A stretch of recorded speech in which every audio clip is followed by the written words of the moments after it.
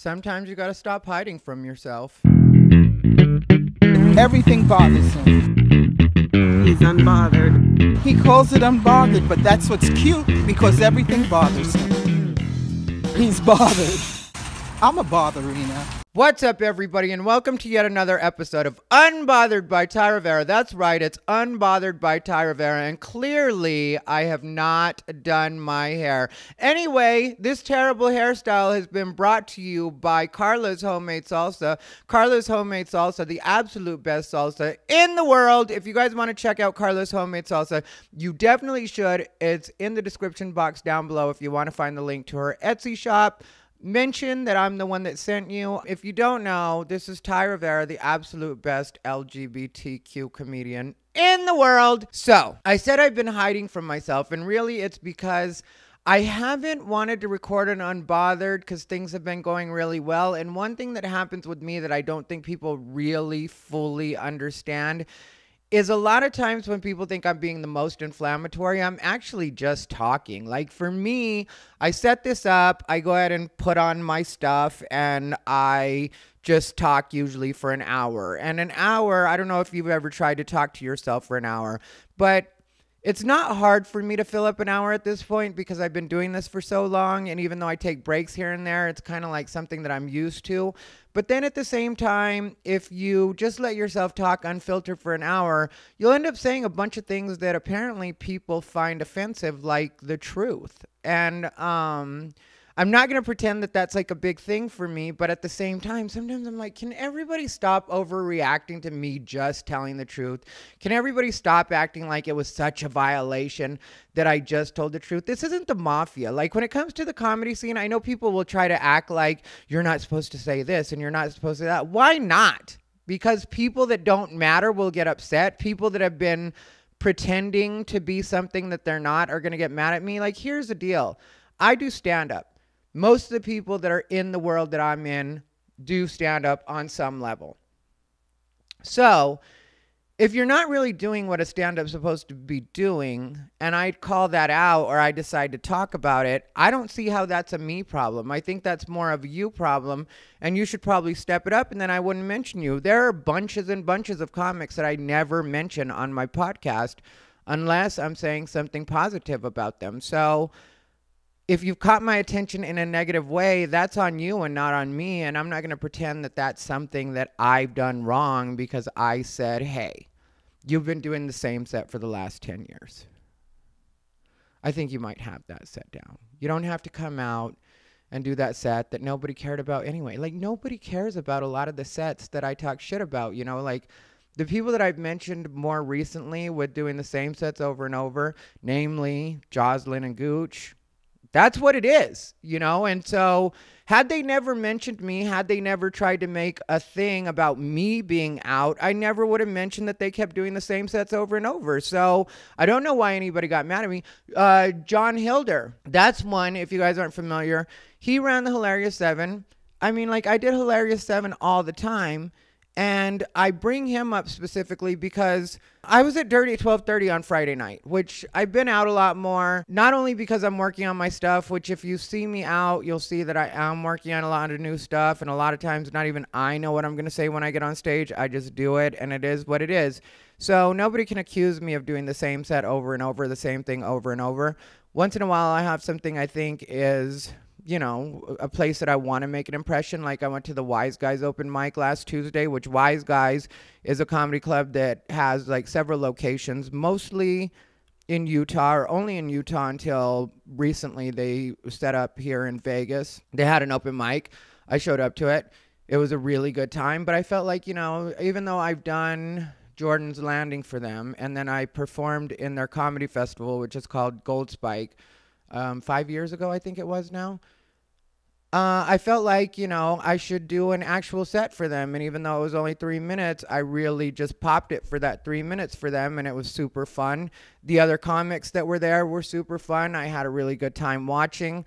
I mentioned on Facebook the next day that this was no shade towards anybody because it's really not. But just in a 3-minute set, you need to get to the laughs faster. And that would be advice that I would give to any comic that's going to be doing 3-minute sets or a 3-minute set. Like, get your first laugh within the first 30 seconds, whatever that be, whatever it's from.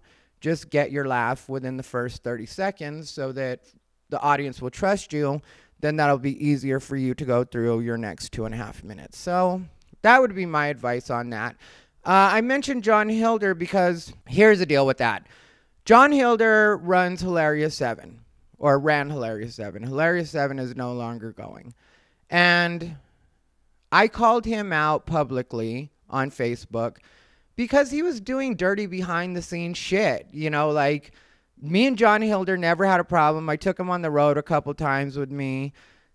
There was one particular situation where he messed up, but I forgave it right away. And then he had a problem with me texting and driving at one point. And I was texting and driving. I was in his car. We were riding together. We were in Sacramento, I believe.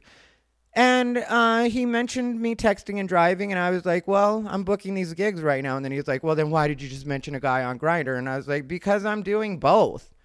And then I was like, but if you're not comfortable with me texting and driving, I definitely get that.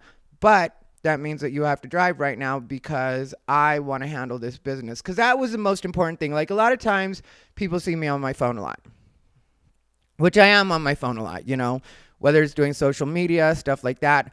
But the other thing that happens strictly through my phone is my booking. I handle business with my phone.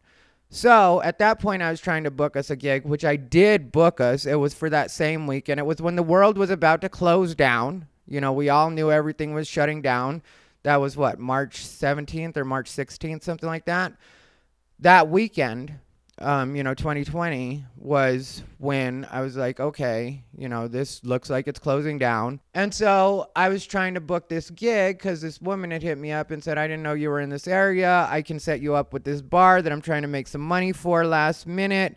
And it was going to pay me really well, really well for a one night at a bar at the end of a weekend. And so I was 100% down to do it. I wanted to negotiate it so that John Hilder would get a little bit more money. And so that's part of what I was handling in that situation. I set it up so we didn't have to get a hotel room, but that also meant I had to set up with the club so that we could stay at the comedy condo for an extra 12 to 18 hours, whatever it was.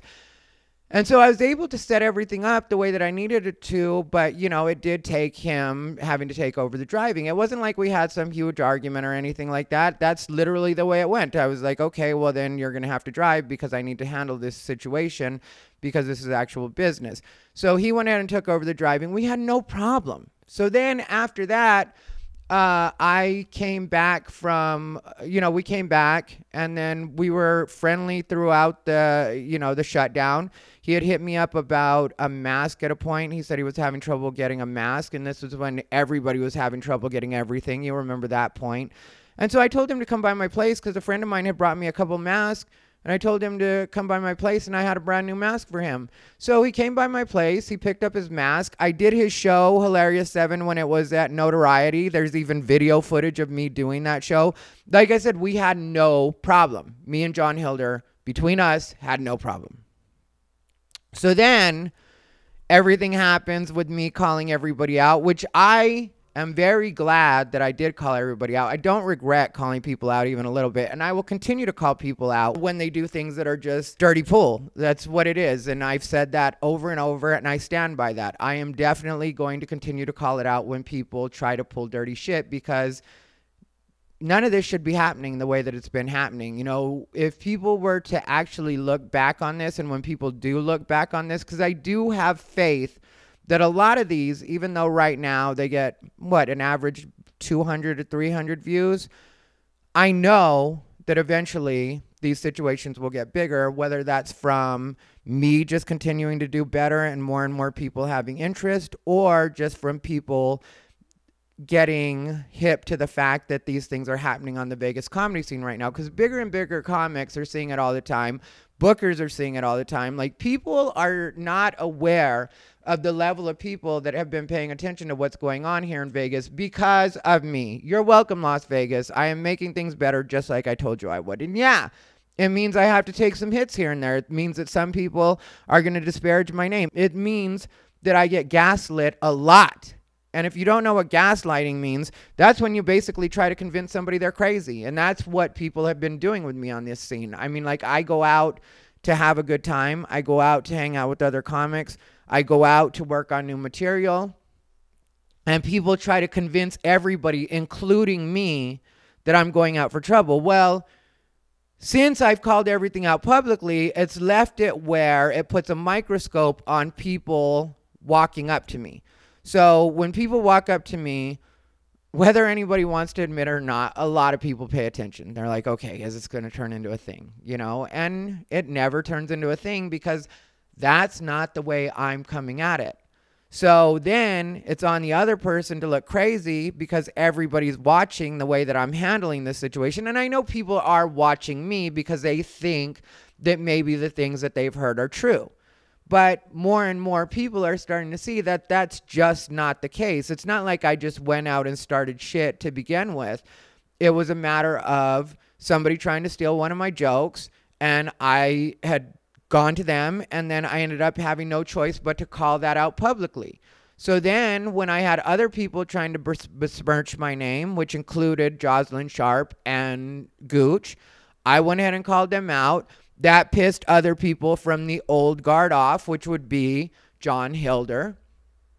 And so when Hilarious 7 came back, what happened was I was told, because I'm friends with the people that run Hilarious 7, because I've been doing that show for the 2 years that I've been around this scene. So I had been told by them that Hilarious 7 was coming back. I didn't know this, but apparently I knew before Hilder did that Hilarious 7 was coming back. And they had told me to go ahead and hit Hilder up to get a spot on the upcoming shows. And I was like, you know, John Hilder always hits me up when he's ready. And also, I don't want to hit him up before he officially announces and have him feel like you know, what would that be? Like helicopter? You know, like a helicopter? You know, I'm not trying to make him feel like I'm on him like that. You know, I'm letting him do what he has to do. And I didn't, like I said, I didn't know that he didn't know yet. And so I would have looked weird hitting him up and being like, hey, you're going to get your spot back, so book me. So I didn't hit him up right away.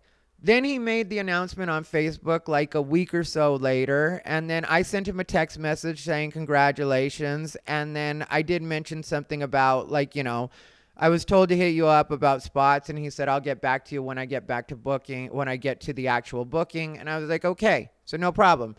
So then he books the first week, and he announces that he's booked the first week. He didn't hit me up like he said he was going to, but I'm still not tripping. It is what it is. And I hit him up a little while later because some people had hit me up like they do, because people hit me up all the time to let me know that they're going to be in town because everybody knows I'm in Vegas now. So when comedy fans or people that I've met from my travels and, you know, just being on the road or even just friends hit me up, they'll usually be like, where are you going to be performing? I'm going to be in Las Vegas. And so I had some friends specifically hit me up on one of my comments, and it was a public comment, and they were just like, where are you going to be? We're there on Wednesday, there through whatever day. And so I was like, oh, okay, well, you know, Hilder's show was running Thursday through Sunday, and so I can make that work. And they weren't going to be there that week. It was going to be like the following. So he had plenty of time to book me. So I hit him up to let him know. And I was like, I have people that want to come out. I have people that want to pay to come see me. And so, you know, for me, it just seemed like it would make sense that he would have me on, because obviously everybody's trying to sell tickets now because we came out of a shutdown. So people are trying to concentrate less on the guest list and more on let's actually get paid tickets. That's what a lot of people are doing, or were trying to do. I don't know if that's what everybody's still trying to do now. I've heard that people have had a little more trouble selling tickets recently because everything was selling out for a while there. You know, that's just the way it was going after the shutdown had stopped. But now I hear it's leveled out a little more. So I hit Hilder up and let him know that, you know, I had people that wanted to come out and pay. And he didn't get back to me. He completely didn't respond to me, which again, you know, like, yeah, I'm beginning to be like, is Hilder part of that crew now? Is he trying to pull that where he's not trying to book me stuff? And I showed up one night to, because Uber is the way it's pronounced, but he's like a performer that I've known for a long time. He's more of an acrobat. He comes from a generational circus family. So, you know, he comes from a family of performers. He's very entertaining. He's very fun. I used to do his show, Comedy and Dolls, which was at Notoriety. If you pay attention to my social media, you'll notice, or you probably have noticed, that I've done that show several times. I was a regular on that show. And so Uber, I had called, like, you know, a friend of mine, Chris, and he was like, I'm having dinner at Uber's house right now. And then he was like, I'll call you back later. So I was like, cool, you know, and then he was like, Uber wants to say hi. So Uber gets on the phone. I start talking to him, and then he's like, why haven't you come out to Hilarious 7? And I was like, oh, because Hilder hasn't booked me yet. And he was like, you should come out tomorrow. I'm going to be on the show. And I was like, all right, well, I'll come see you. So I go see Uber. Every single comic on the show comes up to me and hugs me. Hilder hides from me. Literally doesn't say hi to me because, you know, we made eye contact when I first walked in. Doesn't say hi to me. Doesn't greet me in any way. Even though every other comic on the show that night walks up to me, hugs me, we chat. It's like a good time. I'm a good audience member. If anybody doesn't know what I'm like when I show up at shows, I will be a fun audience member. I will clap. I will laugh. I will hoot. I will holler. I will do everything it takes to be a good audience member. Not only because these are my friends that are on stage, but also because I just love stand-up. So if something makes me laugh, I'm going to let you know that I think it was funny, you know? So I had a really good time as far as being an audience member went, but I was like, okay, so Hilder is being weird with me. I get it. So I hit Hilder up again, like a little while later, to let him know that I have another group that wants to come out and pay and see me. He doesn't respond to me, right?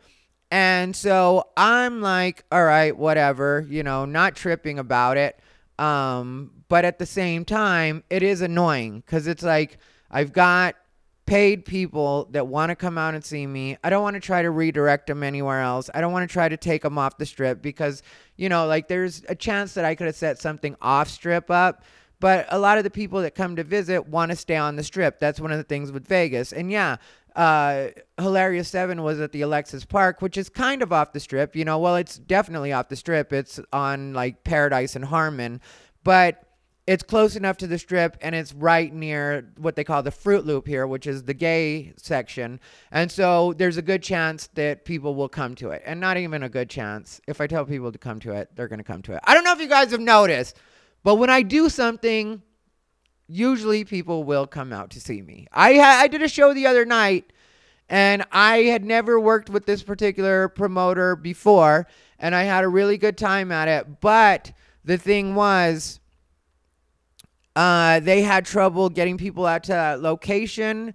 There were maybe 15 people in the audience at this particular show. It wasn't my show. I was at it last minute. I wasn't even on the flyer, but that was because the flyer had been made before they booked me. And so I wasn't tripping off of that, but it is what it is. I wasn't on the flyer, so I wasn't able to promote it the way that I would usually promote something that I'm headlining or doing. I did headline it, but what happened was 10 of the people that were there for me. They were my people. So 10 people showed up for me way north town. If you're not familiar with Las Vegas, North Las Vegas, very much North Las Vegas, out there in like a corporate, like a business center, you know, a business park, corporate. I don't remember what they're called, but you know what I'm talking about. And so, you know, that's what in an industrial area. And so that's what, you know, which we'll talk about that in just a second, because some of these places are charging way too much for drinks, and I am not on board. But let's stick to the one story. So what happened with Hilder was, at this point, I began to realize something was going wrong. I went and hit up my friends at the show and was like, you know, this is what's going on. This is the second time that I have people that will pay to come out and see me, and for some reason, I get no response. So I get told by one of the guys that they had approached Hilder about it, and Hilder had said that other comedians won't be on the show if I'm on the show. So I'm like, that's not true. And the guy that I was talking to was like, well, that's something that you should address with Hilder, because when it comes down to it, it's up to him who he books on the show. So yeah, we do produce the show, but at the same time, it is his show. So he gets to handle the booking. He's in charge of that. We don't handle that. So yeah, you are a part of the show as far as we go. We've always seen you as a part of the show, but if he chooses not to book you, then that's between you and him. So that's something you have to deal with him. And so he was like, I think you should just come down and talk to him. I think you should talk to him person to person. And I said, okay, that's what I'll do then. And I was like, can you give him the heads up that I'm going to go ahead and come in tonight before the show? I'll come in around 6 because the show starts at 7. I was like, I'll come in around 6. Even though I really didn't want to have to. And it was the day after I had been battered by Gooch. So I really didn't want to have to do that, but at the same time, it's like, okay, if that's what I have to do to straighten this out, then I'll go in and straighten this out. So that was the plan. So I hit up another friend of mine that, you know, is a mutual friend of the two of us. And he was like, Hilder is really intimidated by you. So you should text him or call him and at least give him a heads up that you're going to come out, because he's really intimidated by you, and I think it might get a bad reaction from him if you just show up. And I'm like, what's he intimidated by? But okay, because apparently every comic in Las Vegas is soft and can't handle a conversation. So I go ahead and send Hilder a text message, and I just say, you know, I'm going to come in tonight. I don't know if Chris told you, but I'm going to come in and chat with you. So if you could make some time before the show. So Hilder hits me back with something like, there's nothing for you to come in about. There's nothing for you to come in for. We have nothing to talk about. I'm not booking you on my show. And so I was like, why would I not get booked on your show? And he said because he has trouble finding 6 comedians or 5 other comedians or whatever his thing is. I think he said 6 comedians that would be willing to work with me. And I was like, the night I came into your show, every single one of the comics gave me a hug. So that's not true. I was like, tonight, your lineup, there's not a single person that would have a problem with me being on the lineup that you have tonight. And then he was like, fine, then it was me. It's me. It's been me all along, and I would have gotten away with it if it hadn't been for you meddling kids. But so he says, fine, then it's me. And then he goes into this thing about how he thinks I'm a toxic person and I'm volatile. And I'm like, one of the people you have on the show, or you had on the show last night, had assaulted me the night before. So how is it I'm the volatile person? And so he tries to bring up something about, you know, a post that I put up on Facebook where when I was looking for a comedian to work with, that I had said that every other comic that I brought on the road, I haven't, you know, had the best experience with. And I wasn't even thinking about Hilder when I posted that. Like, that was like, to me, Hilder wasn't a regular opener for me. He opened for me in Sarasota, Florida and Sacramento twice. And that was for 2 reasons. One, because it was, you know, convenient for us to go to Sacramento together. Sarasota was the first time I took him anywhere. And that was because I felt like with him producing a show or being the booker of a show, that a lot of times people only see him in that way and they think that, you know, he's not eligible to go on the road or he wouldn't want to go on the road. So I figured I'd throw him a bone, you know, and take him on the road. But if you want to know why I didn't end up having Hilder work for me long term or become one of my regular features, it really was because I've told you guys before, I like my features to actually make me work. And nothing about what Hilder does makes me work. He's been working the same set for at least 3 years now. And we had a full shutdown. There was a pandemic, and he may have added one like pandemic reference or one joke about like masks. But outside of that, he has no new stuff. He's still doing the same set. He was at Dirty at 12:30, which is the biggest weekly show in all of Las Vegas. He was there just this Friday night. I was there because Kabir Singh wanted to see me. You know, me and Kabir had been messaging back and forth. He wanted me to come out. So I was like, all right, I'll come out. And then Tino was on the show. Tino Boombaye on, what's it called, on Instagram was there as well. I knew he was going to be there, and I wanted to see him because he's still like working his way up at Dirty at 12:30. And so I wanted to come in and see that. So between Kabir and Tino, I was like, all right, I'm going to go out to Dirty at 12:30. Well, it turned out John Hilder was on the show, and John Hilder is still doing the same set. It's like, okay, we get it. You have that set down. You can work on new stuff. And the whole time I had him on the road, you would think, that I'd see something new during the time we were on the road together. No, there was nothing new. Any of the shows in Sarasota, which I think we did 5 or 6 shows in Sarasota. There was nothing new. Any of the shows in Sacramento, which we did only like 4 shows, I think, or 5 shows in Sacramento. And yeah, his set is an A to B. It's a decent set. I mean, like, I don't know who's aiming for decent, but okay, it's a decent set. So it is what it is. So you want to know why I didn't end up having you on and why I don't think of you as one of my actual features? Because you're not. That's one thing. We haven't gone on the road enough together for you to be my regular feature, and you don't make me work. So that's it.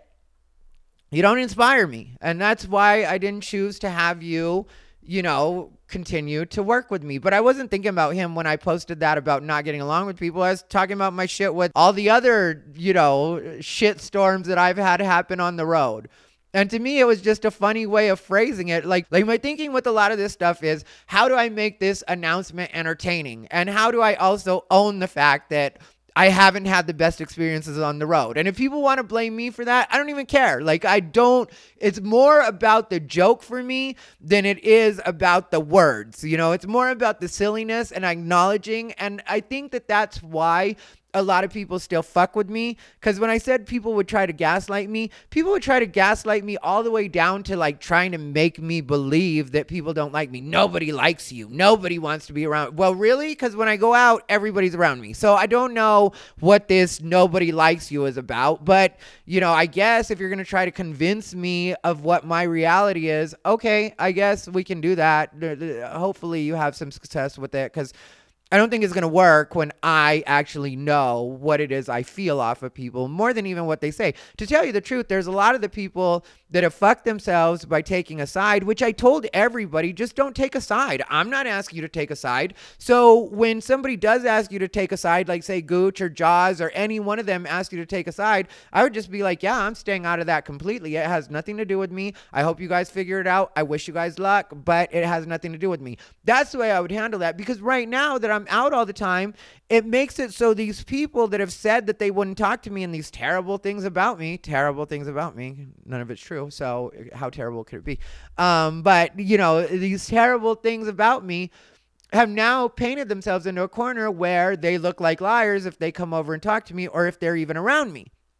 So now you fucked yourself, and I'm out having a good time, and you're having to be a sideline hoe because you're not comfortable coming over and talking to me, when really I wouldn't care if you did come, like, in the same circle I'm at. People have done that. People that I don't get along with have come into the same circle that I've at within the last week or so, and I don't give them a hard time. The other night, Gooch was at the show I went to support, because I told Billy Ford that I would go to his show. If you guys aren't familiar with Billy Ford is cool. I'll end up talking about him at some point, maybe today, but Billy Ford is cool. We are friends. And a couple weeks ago, he asked me to go to his show. I hadn't been to the first one. I didn't get to make it because I was booked somewhere doing something. There was definitely something going on that night. So I wasn't able to go to the first one. This was the second one. It was at a place called The Patio. He asked me to be there. And so I was like, yeah, I'll be there. And Gooch turned out to be there. And there was no incident. I didn't make a thing of it. I didn't pull I don't feel comfortable because the last time I saw him, like that would be a valid, I don't feel comfortable. Like these people are uncomfortable because I said something about them on my podcast. That's when people say they're uncomfortable with me. It's because I said something about them on my podcast. It's not because of anything I've done. This person physically attacked me, and I still didn't pull I'm not comfortable with him here. I feel like you should ask him to leave. No, I don't care. He's there. He's there.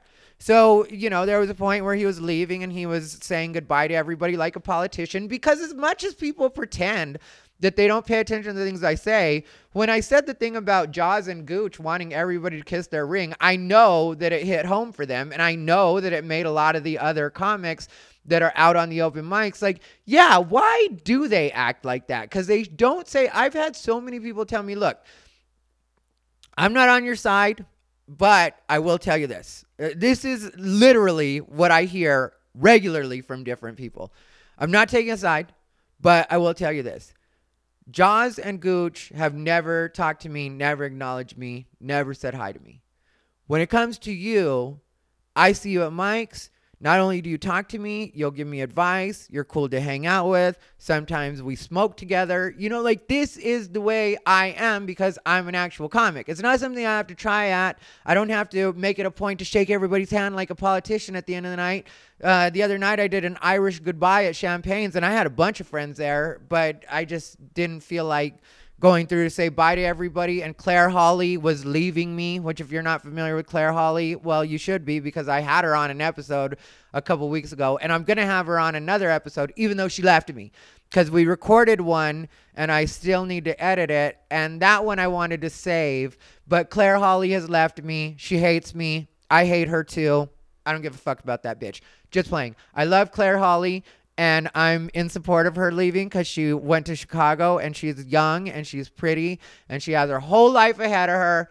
And I am 100% for Claire Hawley getting more life experience and getting to see what the dick is like in Chicago. Let me be honest. I've had some good dick in Chicago, and there's no reason that I would deny a friend of mine, especially to be as selfish as, no, Claire, you should stay here because we're friends and you hang out with me and meh, meh, meh, meh, meh. I mean, like, you know, I love Claire, but if you really love somebody, then you should want to see them grow and gain life experience. That's the way I see things. So she even mentioned, you know, and this wasn't to do with me. I wasn't like, she was like, oh, I don't want to leave you. She was like, you know, I'm just, you know, feeling a little weird because I'm going to be leaving Las Vegas. And, you know, she has her friends established here, me included, but she has her group here. And I was like, I gave her a pep talk. I was like, you know, I told her basically what I said right here. I was like, you know, you're young, you're pretty, you're funny, your dad's a lawyer, so it's not like you're going to go broke, you know, because you keep these things in mind, you know. You want to make sure you're not setting your friends up for failure. But when your dad's a lawyer, it's almost fail-proof, you know. Unless he fucks up, you're probably going to be all right. Or unless you do something to piss him off, which I would never recommend, you know. Keep daddy happy in every situation.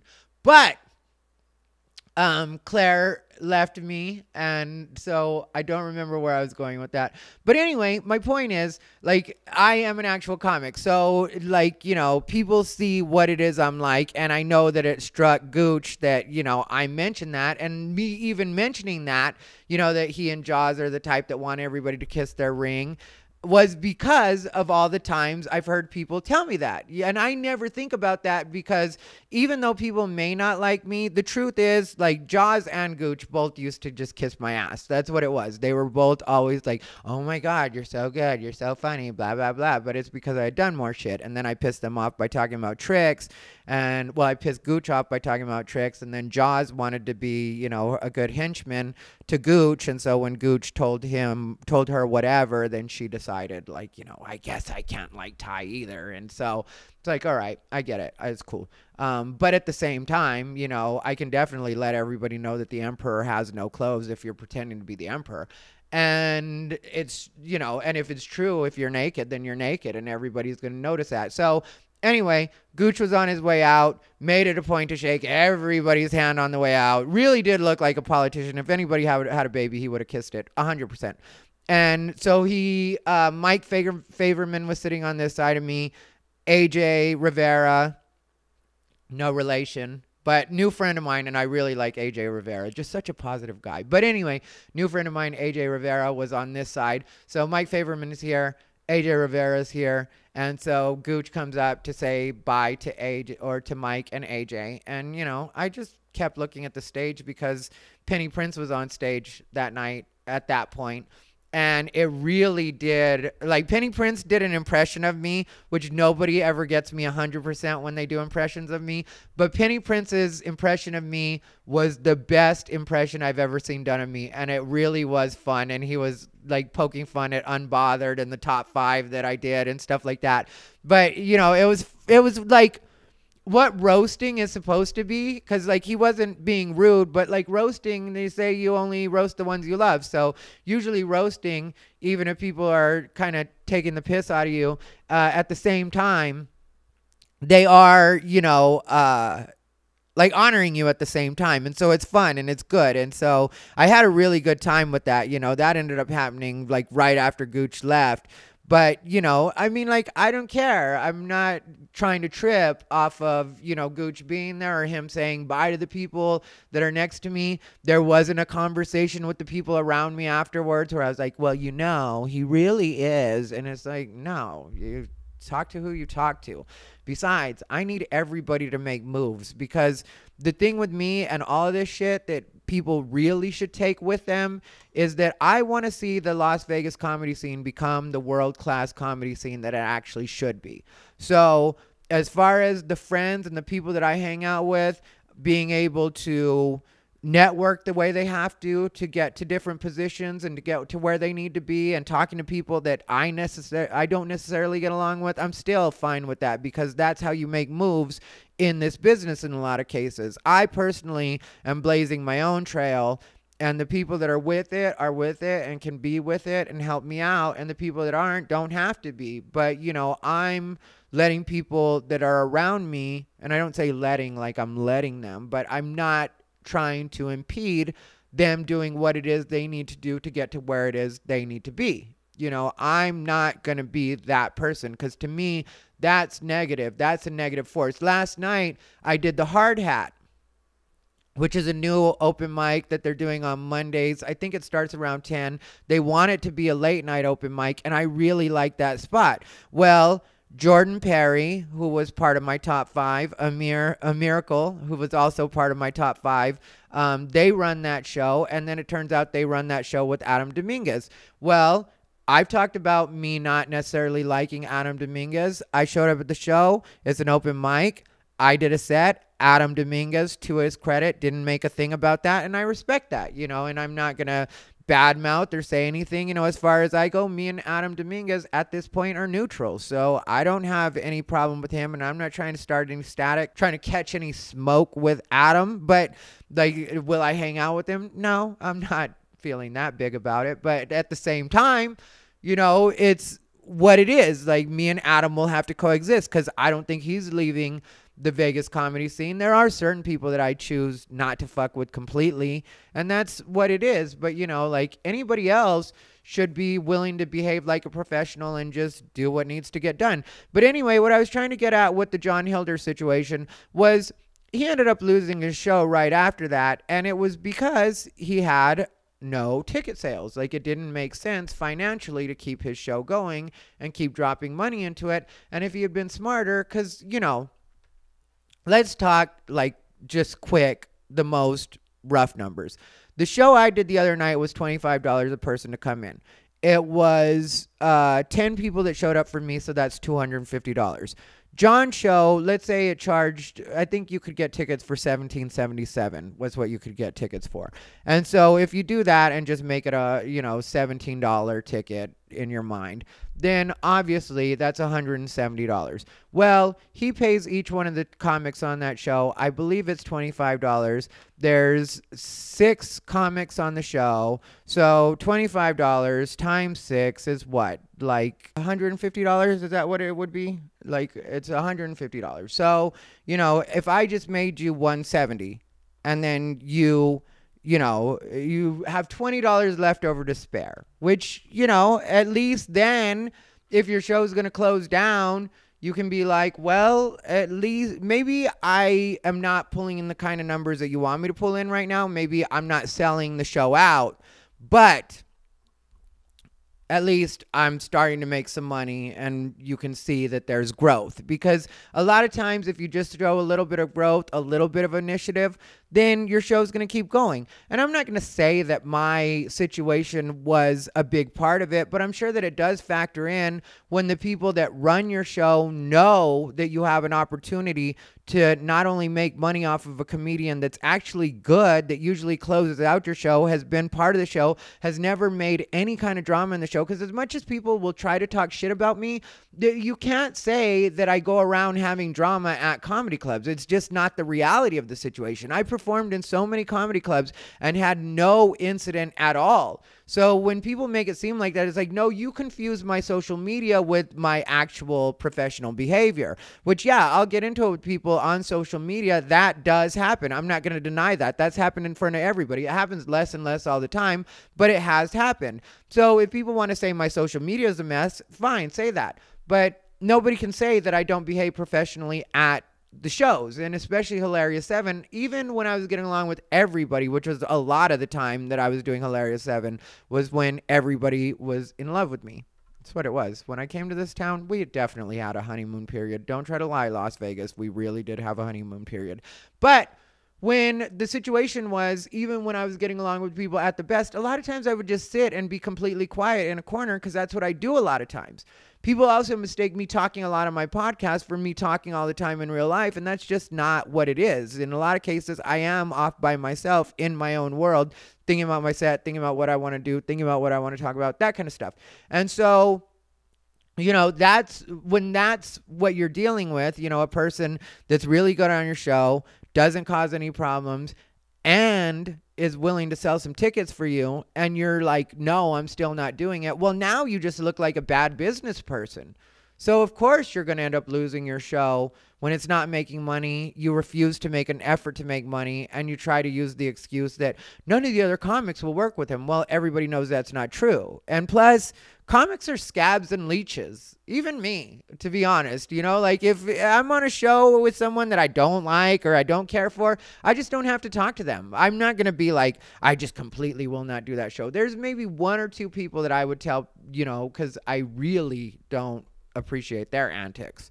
And it's not even like petty shit. It's just like, I don't want to be associated with those people at all, which takes a lot for me to say that. But there are people that but I am not going to, you know, put the booker in the position of don't have them. I'll just tell the booker, like, you know, book me on another one. If you have them already booked, don't cancel them or anything, but just put me on another one. Or sometimes that'll happen where I won't even say it, that's the reason, and I'll just, you know, come up with an excuse to not do your show. And so, you know, but that's, like I said, there's like two people that I feel that way about.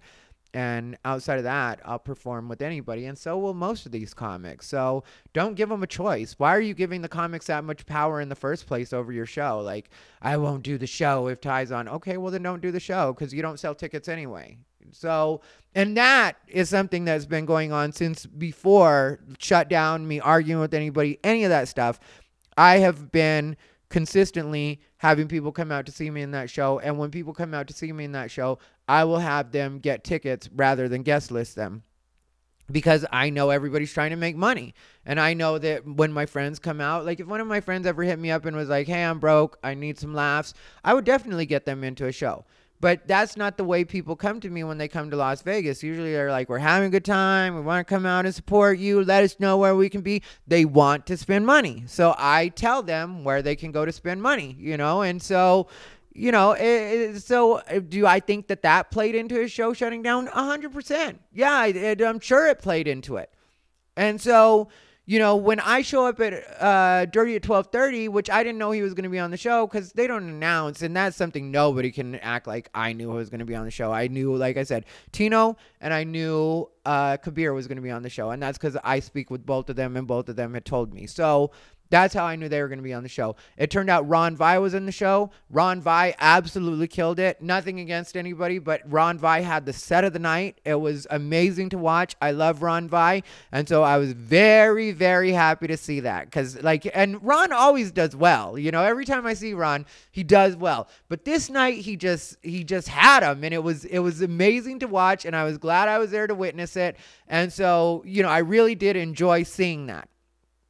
But then I went to catch some of Kabir Set, and this girl heads towards me, and I'm not thinking anything of it. And then she like takes down her mask and it's John Hilder's wife, which I don't hold what anybody does against their spouse, partner, friends. Like I said, I'm just not like that. So when I saw her, I was happy to see her. We've always been friendly. We always chat. And so, you know, when she came up and she came up with the bright smile and everything like that, she had a different hair color. So I can honestly say, you know, because she's a white chick, so kind of nondescript, and I don't mean that in a mean way, but just, you know, like for me, I told you guys, I don't have the best memory. So it's not like I right away would have recognized that was his wife. Actually, she could have looked directly at me with her mask, and I still wouldn't have known it was her because she looks like a lot of white chicks to me. And then, like I said, that's not an insult. It's not me being shady. I would say that even if like it hadn't gotten uncomfortable. But so she takes down her mask and I was like, oh, hey. And so I gave her a hug, like we hugged and chat like that, or I started our chat. And then she was like, but really, I was kind of annoyed because I wanted to watch Kabir. So I really didn't even want this conversation to happen at all. And even under the best circumstances, but I'm going to treat you with respect. So she was like, you know, hey, I've missed your face. And I felt like, okay, well, your husband's the one that doesn't book me. So I don't really know if you miss me as much as you say. But whatever, you know, and I didn't say anything about that. I just kept it to myself. I was just like, oh, yeah, well, you know, good to see you. And then she was like, you know, I understand that you and John have your thing, and I didn't have a problem with any of that, you know, any of what's going on. But when you called him out publicly, that's where I was like, and that's what she told me. That was a quote. And I was just like, yeah, well, I wish I hadn't had to call him out publicly. I wish he hadn't made me call him out publicly. And then she was like, yeah, well, you know, you guys have your own issues. And I was like, no, we really didn't. And then she was like trying to convince me that we had some kind of issues. And then I was like, oh, I have no doubt that that's what he's told you. I have no doubt that this is what he's told you. But the fact of the matter is, we both know that we haven't had any issues. And that was just about him trying to be, you know, cool with Jaws and Gooch and let him know where his loyalties were. Let them know where his loyalties were. So, you know, I don't know why we're even discussing this right now. And that's what I told her. I was like, I don't even know why we're discussing this right now because clearly you don't know what our relationship has been. And then she was like, well, you know, he's told me. And I was like, yeah, I have no doubt that these are the things he's told you, but that doesn't mean that that's what it is. You know, she was like, well, and I was like, I took Hilder on the road. I was cool with Hilder. I was always nice to Hilder.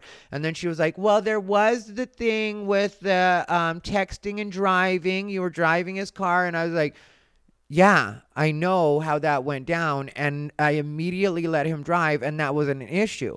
And then she was like, and then there was a thing that you said about, you know, that you going on the road with people, like when you were looking for a comedian and it ended up being Ralph, and you said that you going on the road with people hasn't always turned out the best, and he, you know, took that a particular way. And I was just like, that had nothing to do with him. You know, that was the second time I heard about that, because he also mentioned that in my text exchange with him, that I had said something about that. And it was like, that had nothing to do with him. I don't know why these two think that has anything to do with him, but it didn't.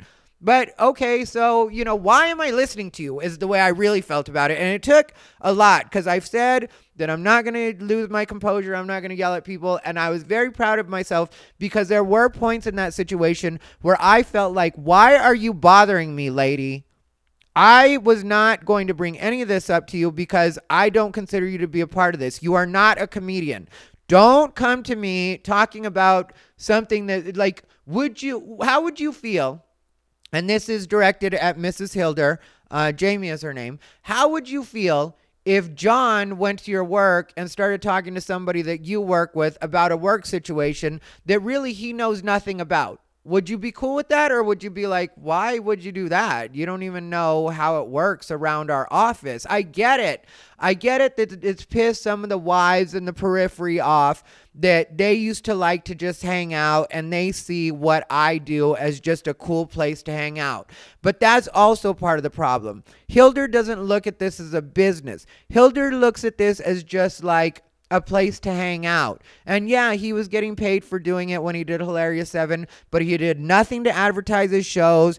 He didn't care about whether or not people promoted the fact that they were going to be on the shows. He didn't change the flyers ever. There were so many things that he didn't do for that show. And so for you to come up to me and act like I am, you know, in some way responsible for what your husband feels or what he was going through or why. What happened is your husband thought his show was going to go on longer than it went on. And he thought that he was in a position of power, which I always tell people, be careful about that. Whenever you think you're in a position of power, you're probably not. It's probably only going to last so long. And so, you know, I could have warned him about that, but what happened was he thought he mistook himself for a powerful person in Las Vegas. And then you take that away because there is power in that. I'm not going to lie and deny that. When people run rooms, there is a certain amount of power in that. People will be able to use that as a bargaining chip to, you know, get different things, to get shows, to get on things, to get booked. And so, you know, that's true. But your husband thought that was going to last longer. And so now he's proven his loyalty to the people that consider themselves to be the old guard, the powers that be. He's proven themselves to him. And then he lost his show. And now he doesn't have any power at all. And now the people that he put his faith in can't do anything for him either. And he hasn't been working on his set for at least the last 3 years. So now you come to me because everybody knows that I am good at what I do. And even though people have tried to make it seem like people don't like me, they actually do. And he ended up having to be lonely a couple of times. I saw him out a couple of times, you know, where he had shown up and I was hanging out with everybody and he had already fucked himself. So he had to like stay in a corner, and he lasted like 10 minutes and then had to leave. And then that happened again the same night somewhere else. You know, it was LA Comedy Club and Dirty at 12:30. And so, you know, it was not this week, but it was a couple weeks back. And so, you know, I get it. Your husband fucked himself. He picked the wrong pony. And I told her, you know, like, if John ever wants to apologize to me, he's welcome to come up and apologize to me. But I'm not going to pretend with you or him or anybody else that things went any other way than they did. We're going to be very honest about what it is that happened. So when John's ready to apologize, he's welcome to come over and apologize to me. I'm open to it. I've said I'm open to apologies from all of these people. But we're not going to pretend things went away other than the way that they went. We're not going to pretend that we had problems that we didn't have. I'm not joining in on that, because then that's me being a part of gaslighting myself, because I know that that's not the way that it went down. You know, I did your shows after we had the texting and driving. I did every show you put on after that. So I gave you a mask after that. You came specifically to my house to get a mask. Like, I'm not going to pretend that that's the sequence of events or the way things went. So it is what it is. I don't care about John Hilder. When he's ready to come say hi, he can say hi. But honestly, he's not a good enough comic for me to really give a fuck about him either way outside of that. And that's 100% the way I feel about it. So if anybody has feelings, they have feelings. Anyway, this is getting close to the end of this episode. My friend Cindy, friend of the show, friend of Bijou. I think Cindy really watches for Bijou at this point. But Cindy Calderon sent me a package, and I haven't opened it yet, even though it got here like last week. And I was like, I'm not going to open this till I record, because I do want to, like, you know, say thank you to Cindy publicly. And also I get to do a little bit of an unboxing. If anybody wants to send me anything, you can always send me a message. And if I like you and I know who you are, then I will tell you how you can send me something. If I've never heard of you, there's a good chance that you're working for one of those rats that doesn't like me, and I'm not giving you any personal information. So Good luck with that if you're being stupid. Let's see what Cindy has sent me and Beige. Oh, the soon-to-be never sponsor of the soon-to-be never to be a sponsor of Unbothered by Thai Rivera, Plato Treats. I'll put a link for that down below in the description box if you want to get your own Plato Treats. I have a story that goes with this brand, and I really do appreciate this brand. Thank you, Cindy, so much for sending these. These are Bijou's official treats right now because she's not doing Whimsy's alligators anymore. So you will see an Amazon affiliates link for Plato Treats down below in the description box. So she sent 2 of these. Thank you, Cindy. Skittles for my cheat day. All right. Thank you, Cindy. I definitely do appreciate the Skittles. A little toy for Snoopy Bijou. The Bijou got up to see what it is. She's so bitchy when I give her toys. But thank you, Cindy. Bijou says thank you. Look at that, Bijou. It's squeaky time. And then, let's see. This book by Richard Bach, it's called One. It's a novel. So I'm going to look forward to reading that. I will actually make... Oh, it's in nice big writing, so I can actually read it. Because I've discussed it a little bit before, but I know I have an undiagnosed learning disorder. Like I'm when it comes to reading, I'm not. And I need to be more comfortable just saying that more often, because I think a lot of times people shame themselves. But I think my mom, because when I was young, you know, like young, because I was raised with my sisters, it took me a little while for the other kids to warm up to me, especially the other boys. And when I was young, I know it's not like that now, but like boys and girls would separate. And since I had been raised with sisters, I would play Barbies and stuff like that. And so it led to the boys making fun of me when I was little. So I had trouble integrating. And so I think when everything leveled out, you know, when I was little, I got, I guess you could say, bullied and ostracized when I was very little. I think it made me a stronger person, though, so I'm not really tripping off of it. But it's there, you know. But I learned to integrate really well, and I learned, you know, like,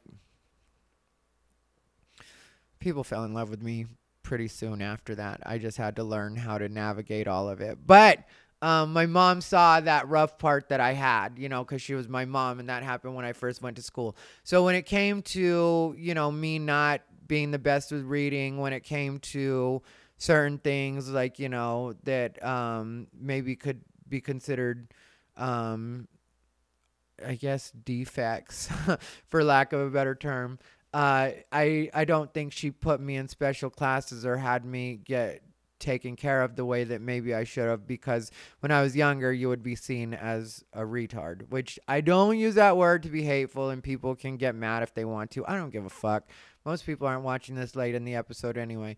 But my mom didn't want me to go through the extra struggles, so I didn't take extra classes to fix whatever was wrong. And then when I got older, a friend of mine was like, well, it really sounds like you have some form of dyslexia. And I guess he had some form of dyslexia, so that's why he knew. And so I never bothered to get tested, though, because, like, you know, I get by doing what it is I have to do. But anyway, that was a lot of story to just say, you know, like, I'm appreciative for the bigger letters and the fact that this book isn't going to be, it doesn't look like it's going to be hard for me to read. So thank you, Cindy. And then Cindy also sent this book, Illusions, The Adventures of a Reluctant Messiah, an inspirational classic of profound and enduring wisdom. This is also by Richard Bach. I am excited to read this. And let's see. These letters are a little bit smaller, but, you know, the font's a little bit smaller. But I will be able to read it because it's not, like, it's just too many words on a page would really fuck me, and I have to read it a million times, like one line for it to make sense, and sometimes I can't make it make sense. I share a lot on my podcast, and something I don't need to read. My brain doesn't have to work at all to have sweet tarts and these ropes. Cindy, you pay attention because you know that these are my regular road food. These will also be getting taken care of on Sunday. I got to hide these Skittles and Sweet Tarts from myself for Sunday. I don't know if you guys know that I do that, but I do that. And then Cindy sent me a letter, a quick little note, which I'm not going to read publicly. And I just opened this right in front of you guys, so I didn't know what was going to be in there. It could have been sex toys for all I knew, but I figured Cindy wouldn't be the type to send me sex toys. So it was kind of a risk, but thank you so much, Cindy. Bijou says thank you as well. I cannot tell you, Cindy, how much I appreciate your positivity over the last 3 years. I pretty sure it was 3 years ago, 2018, when I was with my ex Christopher. I think you were with me through that relationship, and you have honestly been a source of light in my life. And I know you know because we DM sometimes, and sometimes you give me pep talks through DMs, and sometimes I'm not the quickest about responding, and I know, but that's even with my own family. But I want you to know, Cindy, that me and Bijou sincerely do appreciate you, and you sent some great stuff, but it's like, you know, my mom always told me when I was younger, the same mom that didn't get me taken care of with my reading, but she always told me when I was younger that it's the thought that counts, and like just sending anything is like more than I could even ask for anyway. But to be so thoughtful in the things that you send and actually pay attention to kind of the things I say and my social media that way, I really, really appreciate you. So I end Unbothered on that note. Maybe I didn't finish the story. Maybe I did. My main thing with the Hilder's wife situation is nobody approached me about anything unless you just want to apologize or like, you know, like something like that. But I don't want to, like, I don't go out to make anybody uncomfortable. Nobody can make me uncomfortable. When people say like, you know, I'm not comfortable with him here, that's what they're worried about, is that I'm going to confront them. Well, let it be known, I'm not going to confront anybody. I don't feel like I have anything that I have to confront anybody about, and nobody should confront me about anything. Let me live my life the same way you all want to live your lives. So this has been Thai Rivera, the absolute best LGBTQ comedian in the world. Stay unbothered.